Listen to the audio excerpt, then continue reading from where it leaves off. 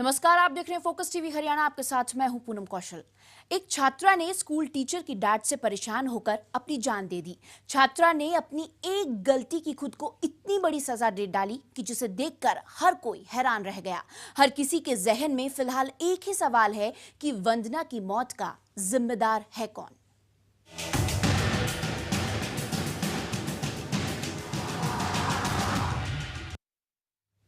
तो गुड़गांव की छात्रा वंदना की खुदकुशी के बाद कई सवाल खड़े हो गए हैं। पुलिस की कार्रवाई जारी है। शायद कुछ लोग पुलिस की जांच के घेरे में आ भी जाएंगे, लेकिन सबसे बड़ा सवाल तो स्कूल प्रबंधन के रवैये को लेकर उठ रहा है। क्या किसी स्कूल की नियम किसी छात्र की जिंदगी से ज्यादा कीमती होते हैं? सवाल और भी हैं, देखते हैं इस रिपोर्ट में।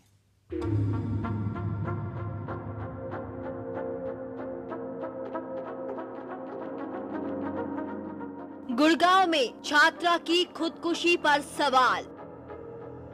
कौन है छात्रा की मौत का जिम्मेदार? गुड़गांव के सेक्टर 22 में रोटरी पब्लिक स्कूल में 12वीं क्लास की छात्रा के आत्महत्या के मामले में छात्रा के परिजन उसकी मौत के मामले में स्कूल प्रशासन को जिम्मेदार ठहरा रहे हैं।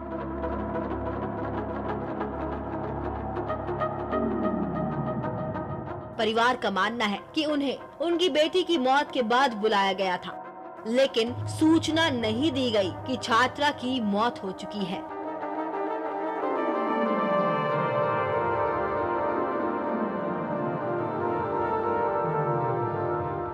लेकिन इस पूरे मामले में समझने की बात यह है कि मोबाइल पर फोन करना जाहिर तौर पर स्कूल के अनुशासन के विपरीत है, लेकिन क्या ये इतना बड़ा जुर्म है जिसके लिए एक हंसते खेलते बच्चे को अपनी जान लेनी पड़े?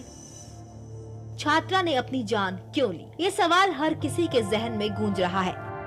जिस जगह यानी स्कूल में सभी अभिभावक अपने बच्चों को इस विश्वास के साथ भेजते हैं कि वहाँ पर बच्चे के भविष्य को एक नई दिशा मिलेगी, लेकिन अगर उसी विद्या के मंदिर में बच्चे की गलती पर इस कदर जलील किया जाए कि वो भविष्य की तो बात छोड़िए, जीने की चाह तक ही छोड़ दे, तो उस पर आप क्या कहेंगे? माना कि स्कूल में मोबाइल ले जाने पर पाबंदी थी, लेकिन अगर कोई छात्र किसी वजह से फोन अपने साथ ले भी गया तो क्या उसे इस कदर सजा दी जाएगी कि उसकी कीमत छात्र को अपनी जान देकर चुकानी पड़े?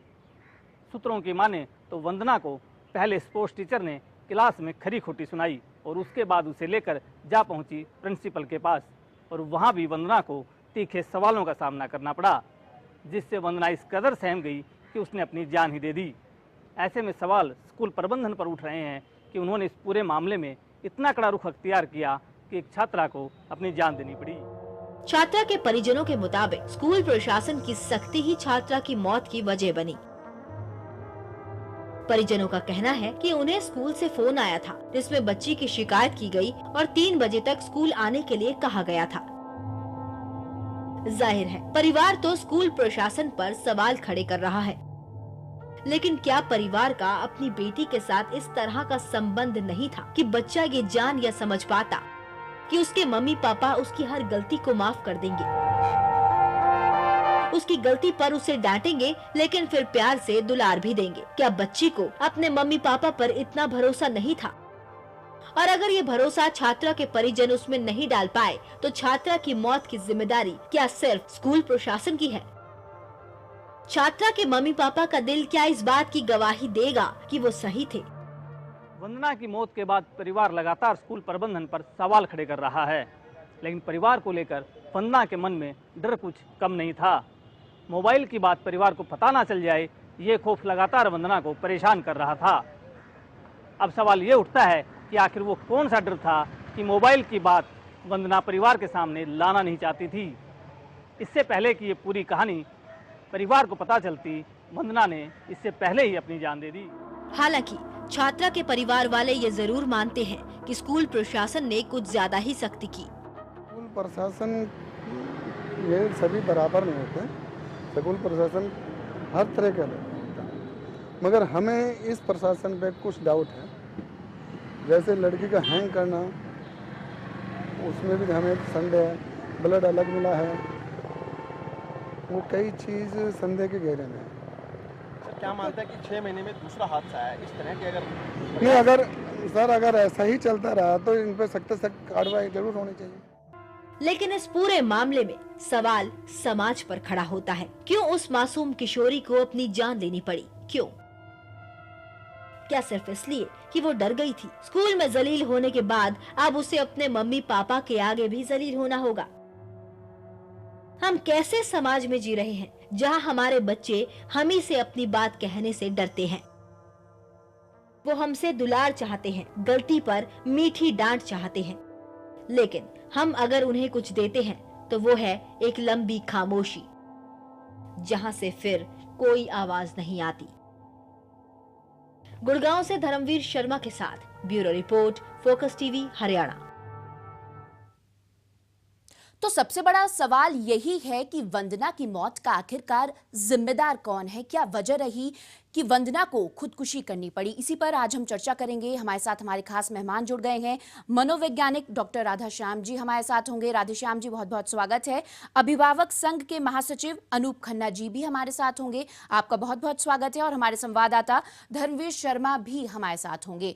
डॉक्टर राधेश्याम जी, सबसे पहले आपके पास आना चाहूंगी, समझना चाहूंगी कि आप वंदना के केस को किस तरीके से देखते हैं, क्योंकि इल्जाम जो है वो कहीं ना कहीं स्कूल प्रशासन पर लग रहा है। लोगों का कहना है कि स्कूल ने ठीक तरीके से इस केस को हैंडल नहीं किया। क्या आप भी मानते हैं कि वंदना की मौत का जिम्मेदार कहीं ना कहीं स्कूल प्रशासन है?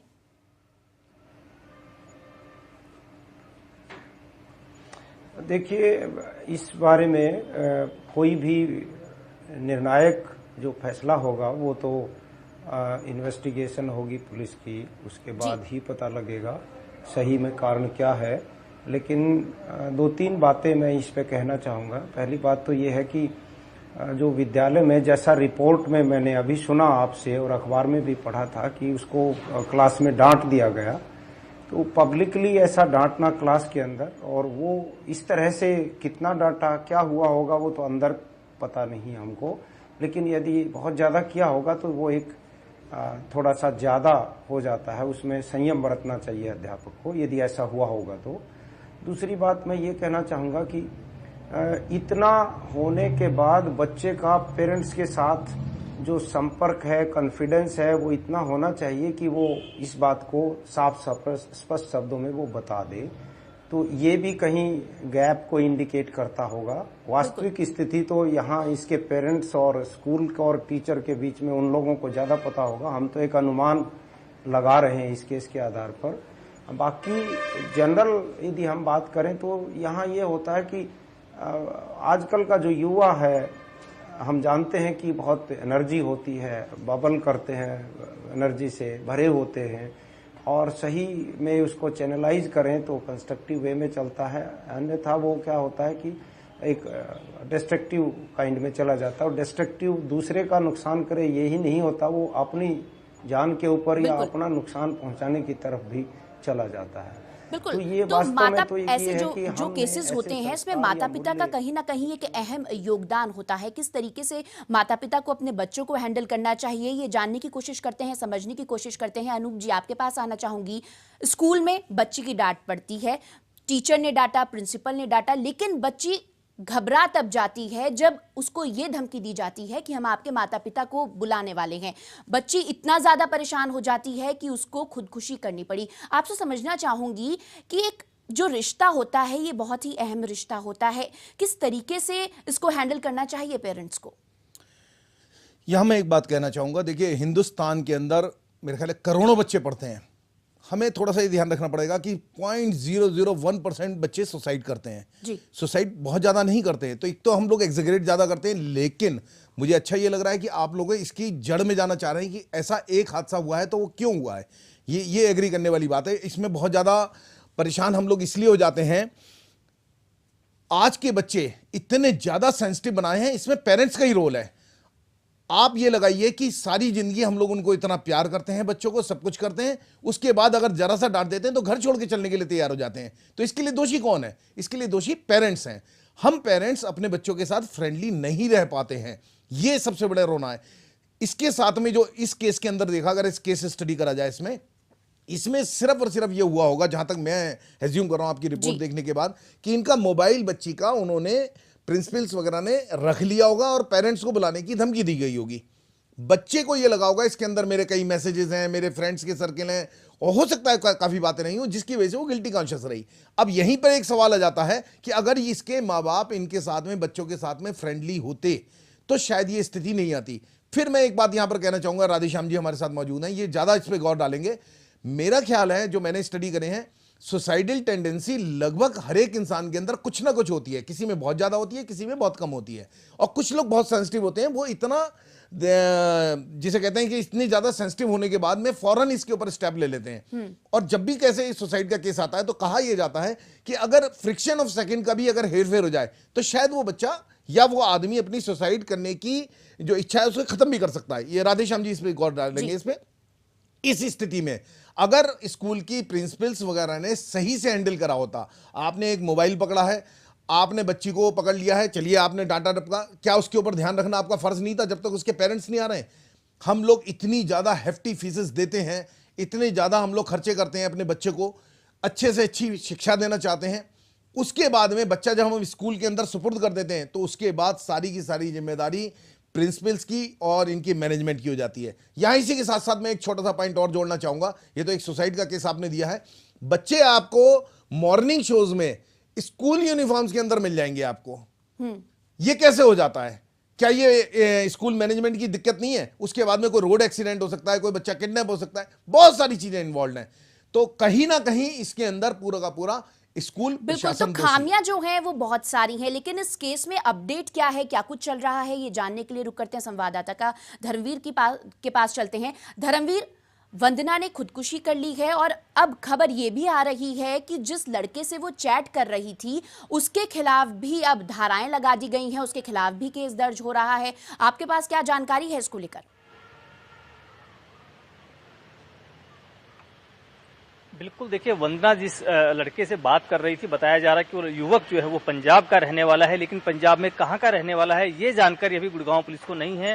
फिलहाल गुड़गांव पुलिस जो है वंदना का जो मोबाइल फोन है, मोबाइल की जो रिकॉर्ड है वो निकलवाया जा रहा है, उसको खंगाला जा रहा है और उसी के आधार पर अब ये कोशिश की जा रही है उस युवक तक पहुंचने की जिसके साथ वंदना जो है वो चैट कर रही थी। वो कौन शख्स है, बताया इतना अभी बात सामने आई कि वो युवक जो है वो पंजाब का रहने वाला है, लेकिन पंजाब में कहाँ रहता है ये जानकारी गुड़गांव पुलिस को नहीं है। इतना भी ये बात भी सामने आई कि सोशल साइट के जरिए भी जो है वंदना उसके संपर्क में थी, उस युवक से बातचीत करती थी। और फिलहाल गुड़गांव पुलिस की एक जो टीम है उसको पंजाब भेजने की तैयारी की जा रही है कि वो कभी भी जो है पंजाब जा सकती है और उस युवक तक पहुंच सकती है। और उसके बाद जो सारी चीजें हैं वो निकलकर सामने आएंगी कि वो युवक कौन है, कितने दिन से संपर्क में थी वंदना। क्योंकि जो वंदना के जो पिता हैं उन्होंने जो शिकायत दी है उसमें ये कहा है कि वो युवक जो है पिछले काफी दिनों से उसे परेशान कर रहा था, उनकी बेटी के पीछे मैसेजेस करता था, कॉल्स करता था। लेकिन इन बातों में कितनी सच्चाई है, किस तरह की कॉल्स होती थी, क्या उसमें वंदना की कोई सहमति थी या नहीं थी, या सिर्फ एक तरफा ये सारी चीजें हो रही थी, क्या सिर्फ अकेला जो युवक है वो अकेला जो है उसमें इन्वॉल्व था, वो खुद ही फोन करता था। बिल्कुल, ये सारी बातें जो हैं ये जांच का विषय है, जांच चल रही है, बहुत से अहम खुलासे जो हैं वो हो सकते हैं। धर्मवीर, इसी बीच आपसे ये समझना चाहेंगे कि स्कूल प्रशासन का रवैया क्या है, क्या कुछ प्रतिक्रिया जो है वो स्कूल प्रशासन की तरफ से आ रही है? क्योंकि इल्जाम जो हैं वो कहीं ना कहीं स्कूल प्रशासन पर लग रहे हैं कि स्कूल मैनेजमेंट ने ठीक से इस केस को हैंडल नहीं किया। बिल्कुल, देखिए स्कूल प्रशासन पे शुरुआत से ही सवाल खड़े किए जा रहे हैं परिवार की तरफ से कि उन्होंने इस पूरे मामले को जो है अच्छे से हैंडल नहीं किया। देखिए मोबाइल फोन अगर गलती से कोई छात्र ले भी गया या फिर किसी वजह से अगर वो लेके गया है तो उसको इतना बड़ा मुद्दा नहीं बनाना चाहिए था कि वंदना को पूरी क्लास के अंदर सभी स्टूडेंट्स के बीच में उसे डांटा जाए, क्योंकि इससे कहीं ना कहीं वंदना जो है उसने गिल्टी फील की कि उसको सब लोगों के बीच में डांटा गया। उसके बाद उसे प्रिंसिपल के पास ले जाया गया, वहां भी प्रिंसिपल ने उसे काफी कुछ डांटा। ये कहीं ना कहीं एक जो डर था, एक तरह से उसने अपने आप को बेइज्जती महसूस यहाँ पे की और उसके बाद उसे एक मोबाइल फोन जो है वो प्रिंसिपल ने अपने पास रख लिया और ये कहा कि जब तक उसके पापा नहीं आएंगे फोन नहीं दिया जाएगा। तो उसको लेकर भी जो है वंदना चिंतित थी कि उसके फोन में हो सकता है कोई मैसेज रहा हो या हो सकता है कोई चैट हिस्ट्री रही हो जिससे वो बात कर रही थी, उसको लेकर हो सकता है कि उसके मन में कोई शंका रही हो कि उसके परिवार को पता चल जाएगा। तो ये सब चीजें अब आगे जांच का विषय है, क्या बात सामने निकल के आती है ये देखने वाली बात होगी।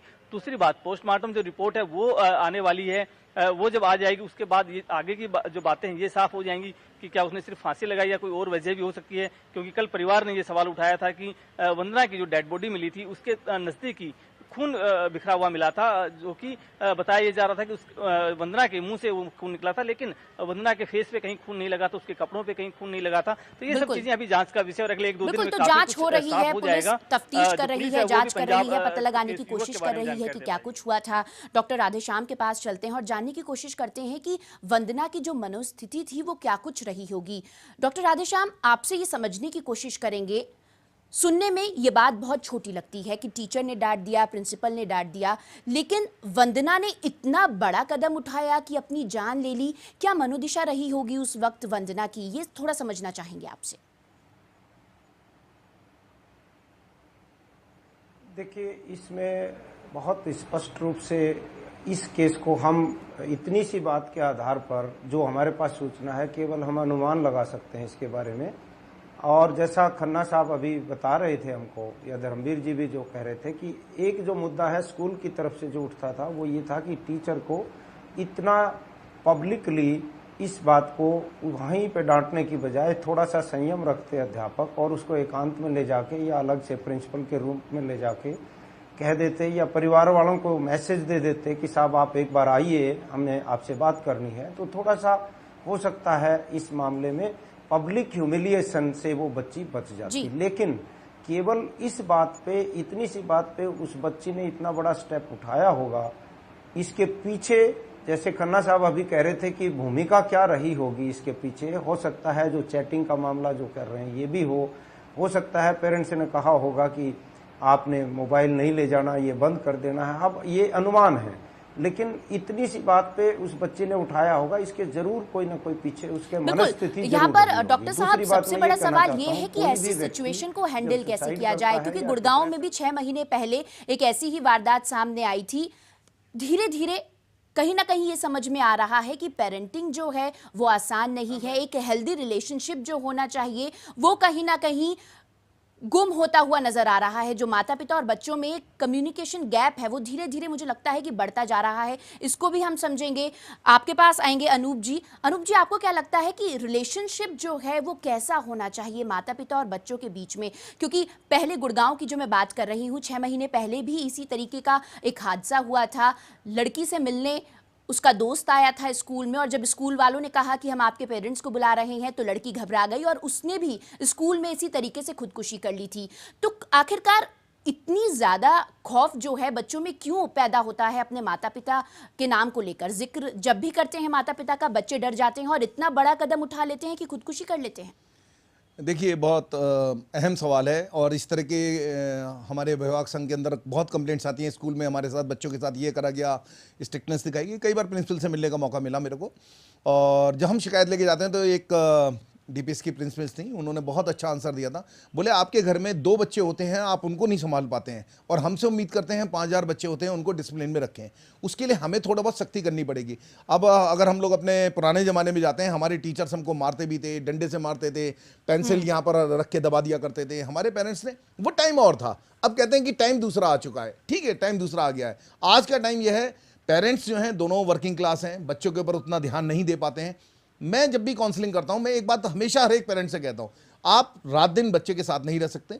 आपको कुछ नहीं करना है रात में। सिर्फ अगर आपने उसे मोबाइल दिलवा रखा है, पहले तो कोशिश करें इंटर से नीचे नीचे बच्चे को किसी को मोबाइल टच ही नहीं होना चाहिए। अगर मोबाइल दे रखा है तो रात में एक बार उसका मोबाइल जरूर चेक कर लिया। और उनका जो सर्किल है, बेसिकली आपको कुछ भी नहीं करना है। आप उनके फ्रेंड सर्किल कौन कौन है, किस सर्किल में मूव कर रहे हैं, उसके ऊपर ध्यान देना है आपने। और आपने ये 2 चीजें कर ली तो मैं गारंटी करता हूं आपको बच्चा कभी नहीं बिगड़ेगा। तीसरा, उसकी ड्रॉर चेक करने में कोई शर्म नहीं है, चाहे वो लड़का हो या लड़की हो। उसकी ड्रॉर चेक करिए, उसका बस्ता चेक करिए। और जैसे मैंने बताया, मोबाइल अगर आपने दे रखा है, जो कि एक गलत काम कर रखा है आपने पेरेंट्स ने, उसके बाद भी रात दिन उसका मोबाइल चेक करना आपका फर्ज बनता है कि वो गलत रास्ते पे तो नहीं जा रहा है कम से कम। तीसरा बहुत महत्वपूर्ण चीज आ जाती है कि अगर आप अपने बच्चे को कुछ अच्छा बनाना चाहते हैं तो उसे किसी ना किसी एक्स्ट्राऑर्डिनरी एक्टिविटीज में जरूर डाल दीजिए। जैसे आप किसी स्पोर्ट्स में डाल दीजिए या आप किसी डांसिंग क्लास में डाल दीजिए, सो दैट बच्चे का दिमाग जो है इन चीजों पे ना जाए। आज के जमाने में आपको सुन के होगा कि हमारे दादाजी से लेके और हमारे बीच में जनरेशन गैप बहुत धीरे धीरे चेंज हुए थे। बिल्कुल। और आज की डेट में पूरी एक जनरेशन 10 साल के अंदर गायब हो गई है। आज 5 साल का बच्चा हमें मोबाइल चलाना नहीं आएगा और वो एकदम से निकाल के दिखा देगा इसके अंदर ये ऐप्स हैं, इसके अंदर ये गेम्स हैं, बिल्कुल। 2 मिनट के अंदर। तो ये एक जनरेशन गैप है जिसके साथ हमें चलना पड़ेगा और उस चलने के लिए हमें बच्चे भी सुधारने। बहुत इंपॉर्टेंट बात कहना चाहेंगे कि हर माँ बाप आज की डेट में अपने बच्चों को बहुत स्मार्ट समझता है। देखिए मेरी बेटी वहां चली गई, मेरा बेटा वहां चला गया, लेकिन हम अंदर से ऑर्थोडॉक्स हैं, इसलिए ये दोनों सामंजस्य नहीं चल सकता। या तो आप वेस्टर्न कल्चर को अपनाइए या इंडियन कल्चर को अपनाइए। आप अंदर से तो इंडियन हैं, आप चाहते हैं कि हम इंडियन रहें और बच्चे को वेस्टर्न बनाना चाहते हैं। तो ये जो विरोधाभास की स्थिति है, ये कारण है इसका। बिल्कुल बिल्कुल। आपके पास आना चाहेंगे अनूप जी, वक्त बहुत कम है, जनरेशन गैप की बात की है। राधेश्याम जी आपके पास आना चाहूंगी। अनूप जी ने बात की है जनरेशन गैप की, इन्होंने कहा कि जनरेशन गैप जो है वो धीरे धीरे बढ़ता जा रहा है। आप क्या कहेंगे, क्या इसको दूर करने के लिए काउंसलिंग की जरूरत है? स्टूडेंट्स और टीचर्स के साथ साथ पेरेंट्स की भी काउंसलिंग वक्त वक्त पर होनी चाहिए।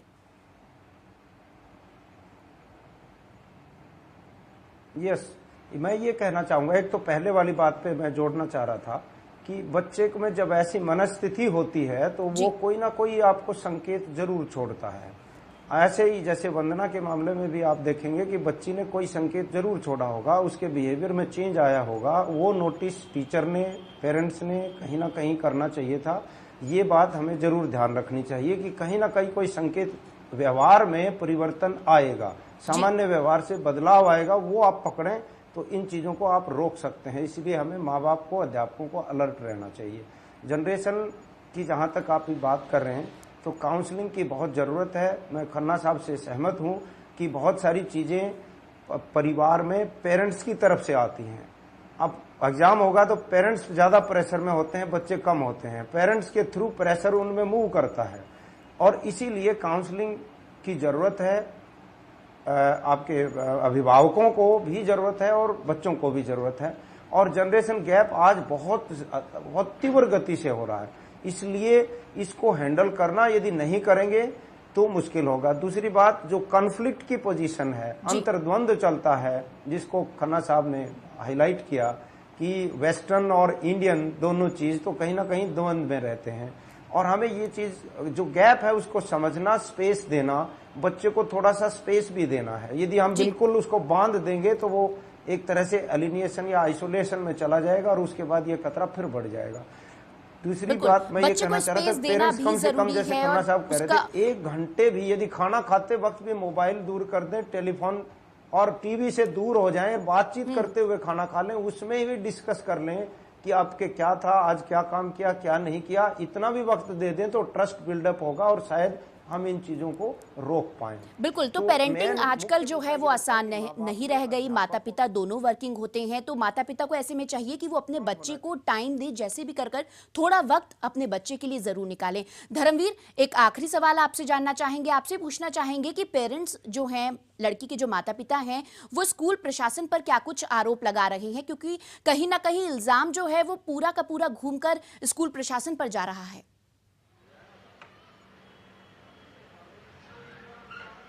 बिल्कुल, देखिए परिवार ने कल सीधे तौर पर आरोप जो है वो प्रशासन पर, माफ कीजिएगा, स्कूल के ऊपर यही लगाए थे कि स्कूल मैनेजमेंट ने इस पूरी घटना को ठीक से हैंडल नहीं किया। अगर इसको ठीक से हैंडल किया जाता तो ये घटना नहीं होती। परिवार का आरोप है कि अगर लड़की फोन यूज कर रही थी तो उसे बैठाया जा सकता था प्रिंसिपल के पास ही, जब तक कि परिवार ना आए, या फिर उसको डांटने की जहां तक बात है तो सिर्फ प्रिंसिपल के रूम में उसे डांटा जा सकता था, ना कि क्लासरूम में। क्योंकि क्लासरूम में जब उसको डांटा गया, पूरे सभी स्टूडेंट्स वहां पे मौजूद थे, तो कहीं ना कहीं स्टूडेंट्स में ये बात आ जाती है कि उसे डांटा गया है, उसकी ईगो हर्ट हुई है, ये बात छात्र में आ गई होगी, ये परिवार ने अंदाजा लगाया है। और इसीलिए परिवार का कहना था कि इस मामले में गंभीरता जो है वो नहीं दिखाई स्कूल प्रशासन ने। इसके अलावा उन्होंने दूसरी जो आरोप लगाया था वो यही कि सुसाइड के पीछे कहानी कुछ और हो सकती है। उसके पीछे उन्होंने तर्क दिया था कि जिस तरह से जो डेड बॉडी मिली थी वंदना की, तो उसके नजदीक ही खून पड़ा हुआ था, तो उसको लेकर भी सवाल उठाए थे परिवार ने, और इसीलिए उन्होंने मांग की थी कि इसमें एक अच्छे से जो है एक अच्छे अधिकारी, ये सब जो है ये जांच का विषय है और जांच चल रही है। जैसे जैसे जांच आगे जाएगी तमाम खुलासे होते रहेंगे। धर्मवीर, बहुत बहुत शुक्रिया आपका। डॉक्टर राधेश्याम जी, आपका भी बहुत बहुत शुक्रिया। अनूप जी, आपका भी बहुत बहुत शुक्रिया, आपने वक्त दिया और हमारे साथ चर्चा की। तो खैर, वजह चाहे जो भी हो वो सामने आ जाएगी, लेकिन सबसे बड़ी जिम्मेदारी जो है वो माता पिता की बनती है, टीचर की बनती है कि जब भी इस तरीके के केसेस सामने आते हैं आप उसको अच्छे से टैकल करें, अच्छे से हैंडल करें। शायद आपके बच्चे की जिंदगी बच जाए और इतना बड़ा हादसा होने से रह जाए। स्पेशल प्रोग्राम में बस इतना ही। मुझे दीजिए इजाजत। नमस्कार।